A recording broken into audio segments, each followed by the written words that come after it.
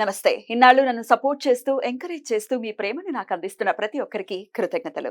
అలాగే ఈ వీడియో కూడా ఖచ్చితంగా మీకు ఉపయోగపడుతుంది. లైక్, షేర్ అండ్ సబ్స్క్రైబ్ చేసి మీ సపోర్ట్‌ని నాకు అందించండి. అలాగే ఈ వీడియో పట్ల మీకున్న అభిప్రాయాన్ని కామెంట్ సెక్షన్‌లో కామెంట్ చేసి తెలియజేయండి. ఇప్పుడు వీడియోని చూద్దాం. ఓం శ్రీ గణేశాయ నమః. ఓం శ్రీ విష్ణురూపాయ నమః శివాయ. నమస్కారమండి. 2024 జూన్ మాసంలో ద్వాదశ రాశుల వాళ్ళకి ఈ మాసమంతా ఎలా ఉందో తెలుసుకుందాం. దానికన్నా ముందు ఎవరైతే ఈ వీడియోని చూస్తున్నారో లైక్ చేయండి, షేర్ చేయండి, సబ్స్క్రైబ్ చేసుకోండి. మరియు ఈ ఒక మాసంలో గ్రహ సంచారం ఎలా ఉందో తెలుసుకుందాం. ఈ ఒక మాసంలో రాహు మీనరాశిలో సంచారం, కేతు కన్యా రాశిలో సంచారం, శని కుంభరాశిలో సంచారం. అయితే ఈ ఒక శని భగవానుడు ఈ మాసం 30వ తేదీ నుంచి వక్రించి సంచారాన్ని ప్రారంభం చేయబోతున్నారు. గురువు వృషభంలో సంచారం. ఈ మాసంతో గురు మనకి ఉదయిస్తున్నాడు, అంటే మౌఢ్యమి నుంచి బయటకి వస్తున్నాడు.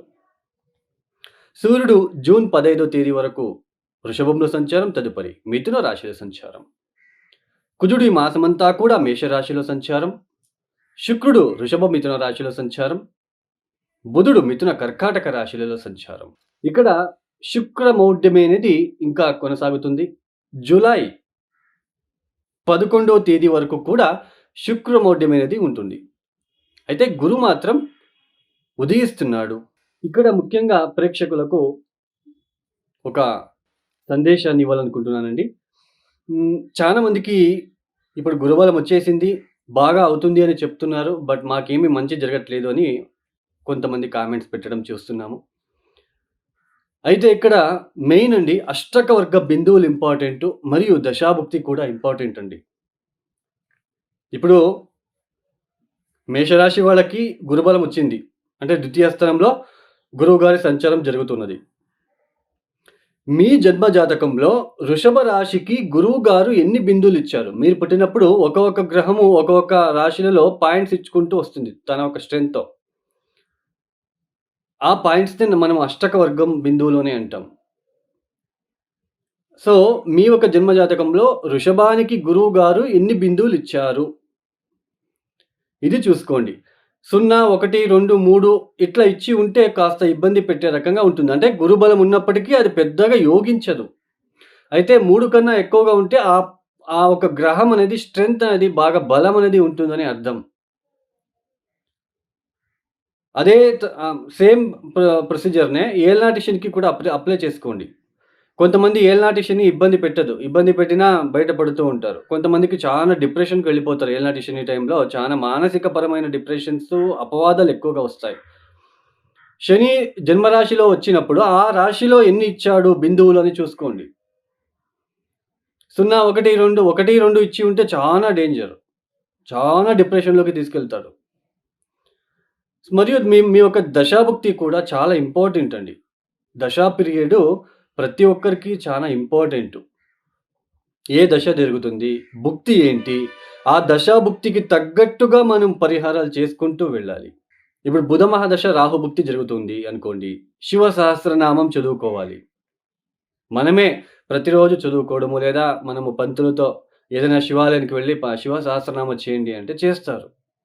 అదే ఇప్పుడు మనకి గురు మహాదశలో రాహుభుక్తి అనుకోండి. తిలా హోమం చేసుకోవాలండి. తిలా హోమం అంటే ఇది పితృదోషాలలో పితృదోష పరిహారం చేసేటప్పుడు ఆ పరిహార భాగంలో తిలా హోమం అనేది కూడా ఒకటి ఉంటుంది. అదే చంద్రమహాదశలో శుక్రభుక్తినో, బుధభుక్తినో అలా ఉన్నప్పుడు, లేదా శుక్ర మహాదశలో చంద్రభుక్తి ఉన్నప్పుడు మహాలక్ష్మి అమ్మవారిని పూజించాలి. ఇలా దశాభుక్తిలో వచ్చినప్పుడు మనము వాటికి తగ్గట్టుగా ఆ దశాభుక్తి రాకున్న ముందే పరిహారాలు చేసుకోవాలి. రేపు ఎగ్జామ్ అన్నప్పుడు పిల్లవాడు చదివితే ఏమవుతుంది? ఎగ్జామ్ రాస్తే మనకి నో యూజ్ కదండీ. సో, అలానే దశాభుక్తి ఇంకొక 1 మంత్‌కి ప్రారంభమవుతుంది, నెక్స్ట్ మంత్ వస్తా ఉంది అన్నప్పుడే మీరు మేలుకొని మీరు ఆ పరిహారాల్ని అప్పటి నుంచే పాటిస్తూ వస్తే ఆ ఒక పెద్దగా దశాభుక్తి పెద్దగా ఇబ్బంది పెట్టకుండా, ఇబ్బంది పెట్టినప్పటికీ దాని నుంచి బయటపడే మార్గం కూడా చూపిస్తుంది. సో, ఇది అండి మీకు తెలియాలని చెప్పాను. అష్టకవర్గ బిందువులను చూసుకోండి, దశాభుక్తిని చూసుకోండి. వాటికి తగ్గట్టు పరిహారాలు చేసుకుంటూ వెళ్ళండి. సో, మీరే స్వతహా పరిహారాలు చేసుకోవడం ద్వారా చాలా బ రిజల్ట్ అనేది తొందరగా చూడొచ్చు. మీరే కాయ, వాచ, మనస, భక్తితో మీరు పరిహారాలు చేసుకోవడం ద్వాదశ రాశుల వాళ్ళ ఒక ఫలితాలు ఒక్కొక్క రాశికి ఎలా ఉంటుందో మనము చూసుకుంటూ వెళ్తామండి. ఇక సింహరాశి. ఈ సింహరాశి వాళ్ళకి ఈ మాసంలో సూర్య, బుధులు ఇద్దరే యోగిస్తున్నారండి. సూర్యుడు జూన్ 15వ తేదీ తర్వాత లాభస్థానానికి సంచారం. అంటే దాదాపు జులై 15వ తేదీ వరకు కూడా ఆయన యోగిస్తూనే ఉంటాడు. మీ జన్మరాశికి అధిపతి అయిన సూర్యుడే యోగిస్తున్నాడు కాబట్టి, సో, జులై 15వ తేదీ వరకు ఆయన ఆహ్, మిథున రాశిలోనే ఉంటాడు. అంటే ఈ జూన్ 15వ తేదీ వరకు దశమ స్థానంలో, తదుపరి లాభస్థానానికి వచ్చి సంచారం చేయబోతున్నారు. అంటే సూర్య, బుధులు మినహా మిగతా గ్రహాలు పెద్దగా యోగించే ఒక క్రమంగా అయితే లేదండి. అయితే ఇక్కడ మనకి సప్తమాధిపతి అయిన శని సప్తమ స్థానంలో ఉండడము ఆయనేం పెద్దగా ఇబ్బంది పెట్టలేదు. ఓన్లీ పార్ట్నరు మీ యొక్క జీవిత భాగస్వామి. సో, దీనిపైనే మీకు అక్కడ ఇబ్బందులేమన్నా ఉంటే దానిపైనే మీకు ఇబ్బందులుంటాయండి. అంటే శని కర్మకారకుడు కాబట్టి ఏ ఇంట్లో ఉంటే దాని ద్వారా కర్మని బయటికి తీస్తూ ఉంటాడు. సప్తమ స్థానంలో శని ఉండడం. సో, భార్యాభర్తల మధ్య ఆర్గ్యుమెంట్. అంటే మీరు సింహరాశి పురుషులైతే మీ భార్య మనసులో అనుకుంటూ ఉంటుంది. అంటే నేను చెప్పినట్టు నా భర్త వినాలి. సో, అలా ప్రవర్తన ఉంటుంది. సపోజ్ సింహరాశి వాళ్ళు స్త్రీలైతే మీరు మీ భర్త అనుకుంటూ ఉంటారు. సో, నా భార్య నేను చెప్పినట్టు వినాలి అన్నట్టుగా. సో, మొత్తానికైతే వైవాహిక జీవితంలో అయితే మనస్పర్ధలు ఉంటాయండి. పైగా గురుబలం అనేది లేదు. సో, ఇవన్నీ కూడా కొద్దిగా వివాహ జీవితంలో కొన్ని ఇబ్బందులు. బట్ రాష్ట్రాధిపతి లాభస్థానంలో ఉండడము, దశమ లాభస్థానంలో కేంద్ర మరియు లాభస్థానంలో సంచారం ఏదైతే ఉందో, సో, ఆర్థికంగా అయితే ఎటువంటి ఇబ్బంది లేదండి.